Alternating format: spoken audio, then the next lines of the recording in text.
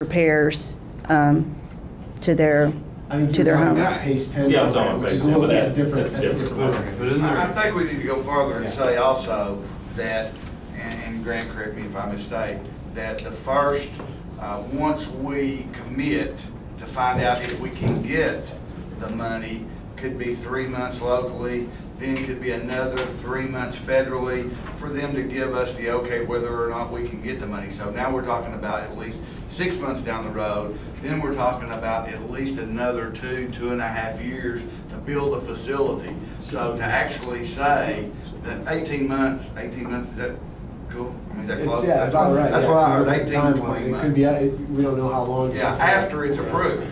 So we're talking about 2.5 or 3 years down the road before the first nickel is ever spent. So it's not like we're committing to $1.7 million next year or the year after or the year after. We'll have approximately 2 to 3 years to try to come up with other sources as the hospitals or other people that will benefit, not only like we will, but there will be other people to benefit around the community too that we hope would help with some of the cost. But as I said, we'll have about 2.5, 3 years to do that. So it's not like we're going to say, you mean like the city? Well, and you're right in a sense that the issue we're going to run into, the issue we're running into right now, and the reason we're having these discussions, in order for us to apply for this loan, we have to be able to show that there's revenue that's going to go into this facility. So we have to identify specific revenue sources. So if those sources are out there, we need to identify them in our application. Well, I think we've pretty much identified those, but having them come on board, of course, I know Mike talks about the city and the hospitals. I mean, you know, basically, Knox County is the one that's going to benefit from this. Ultimately, Knox County taxpayers. So, you know, I'm committed to the jails. That's part of my duties. We will see the savings, and there will be savings, but ultimately it's us. I mean, it's us. And that's why ultimately, very soon, we're going to ask for a commitment from the commissioners for this $1.7 million for the next 10 years.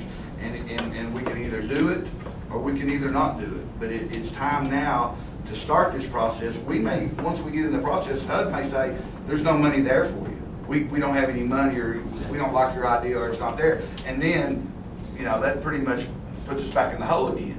But we have to go forward with this to see if in fact we can get this 1.5 million. And we've been talking about it, but it's time now. We need to act one way or the other. I just want to clarify, the 1.7, it's over 5 years, right, instead of 10? Or is it over 10 years? 1.7 is the operating. That's the operating expense. Oh, okay, right. And a couple of questions I have that some people in my district have raised that I want to bring to you guys and let you answer them. One is that they want to know why the facility has to be located next to Helen Ross McNabb. Why can't the facility be located here at the detention facility? So I'll let you start with that one, and then I'll do another one. Part of the problem with the HUD dollars, it can't be owned by Knox County. It can't be owned by us to get the money. Mm-hmm. Is that correct, Grant? Yeah, we can't use CDBG dollars for a government service. So, you know. But could it be, could it be, and this is what they'll say, well, could it still be built out here but owned by a different group than Knox County? It could be. Okay. But again, the goal is to try to get the crisis stabilization unit with, you know, we're trying to get it all together. Okay. That's well, and then so the question they're going to have regarding that is, why can't you build this where the crisis stabilization is already located on Ball Camp? We don't have the room there. I'm sorry, say it again, Andy? We don't have the room. Okay. The other significant part of this is the cost savings of transporting from downtown to here. I don't know, you've mentioned between $750,000 and $1 million a year we spend transporting people back and forth from downtown to this facility. So you have the time off. The efficiency. Right.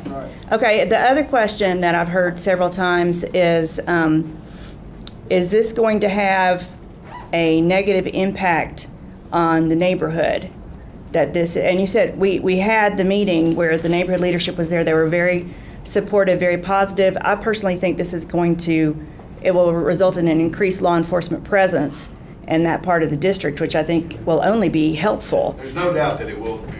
But can you And we're not- specifically- You know, it's just like we promised the people in this community out here. We don't, unless you have a right to leave this facility, we don't just open the door and let you out. Okay, well, that's the thing. That's not what's gonna happen. What can you guarantee that will reassure these residents that that they're not going to be in danger and that their neighborhood is not going to suffer as a result of this The only thing I can facility? tell you is, like Andy said, there will be security there 24/7. When the doors are open, there will be either a policeman or a sheriff's deputy or someone who has the capacity to be.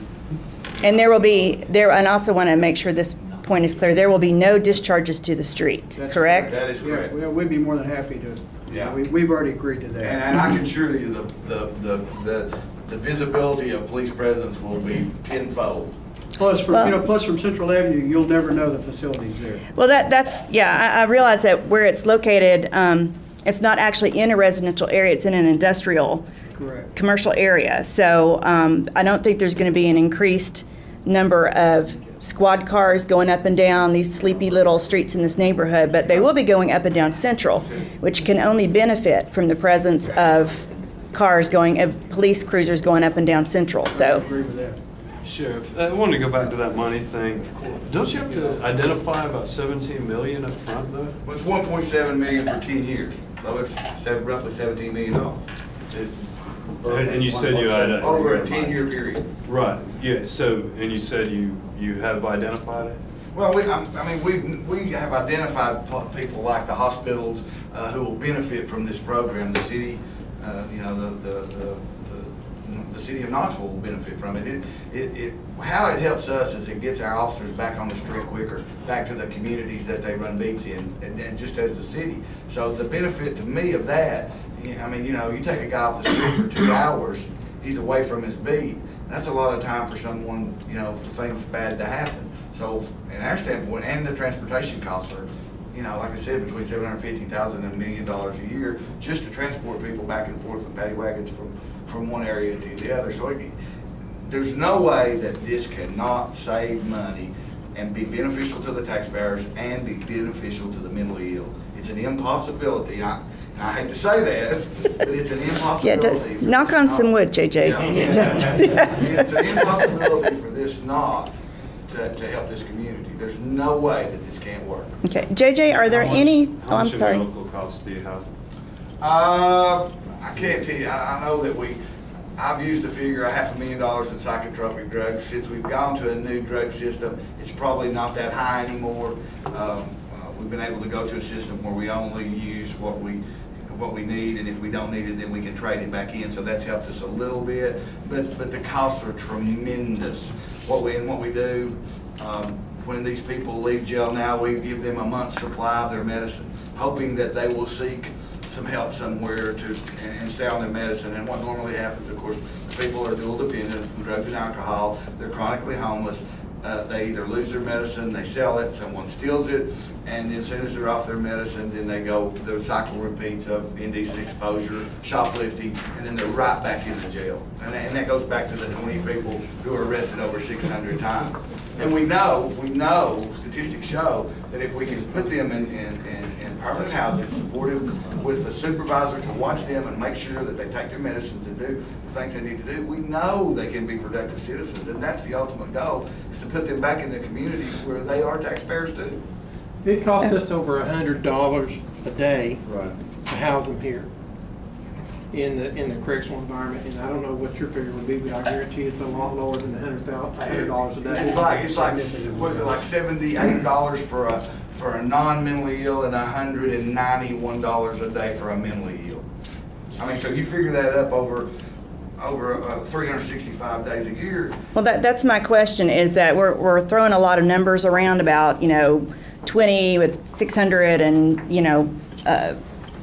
70 whatever for non-mentally ill and all that. Has anybody written this down in black and white anywhere and put all these figures together in one place so that we can have an idea of exactly what it's costing us right now and what it's likely to cost us once this is up and running? I don't know that it's been broken down like you say, but I can tell you out of my 60 65. $65 million budget, 43% of it is right here. So. Well, now that, and what's hard to answer, Commissioner, your question, what's hard to put a dollar figure like that down is the facility itself. You know, with the mentally ill, they tear up the facility. And when they tear up the facility, they'll knock a sprinkler head off, for instance. We've got a whole area that's flooded. The man hours it takes to clean that mess up, and the other stuff that's going on behind the scenes that you can't put a dollar figure on because you've got staff that's having to do that type of stuff, Right. which takes them away from their other jobs. So it's very hard to give you a clear dollar figure on exactly what it costs per day. You know, we quote $100 and something a day. That's what we can put down on paper. It's Right. more than that if you really look at it. Right, and I appreciate that, but I understand it's not exact and it's going to fluctuate, but if we could just get some, like, just some educated guesstimates, I think that would also make people feel a little more comfortable about this, that we're running around saying, oh, it's going to save us so much money, it's going to save us so much money. Well, how do we really know that? I mean, we need to have, or I personally would really like to see some figures written down and some cost comparisons so that I can answer these questions. Exactly. I mean, I'm not a great auditory learner, and I hear all of this, but I see how can we assimilate all of this information. I think it would be incumbent on the committee, who's worked very hard on this, to produce some documentation that will allow us and a lot of other people to do a thorough job of looking at it, and it will generate more questions as well. It'll help your all's process. It'll help us. And then my other question or other observation would be, how's the YouTube going? Good. Great. My other observation Smile. would be, how is Mayor Burchett and John Troyer and Dick Moran, are they at the table? Where are they?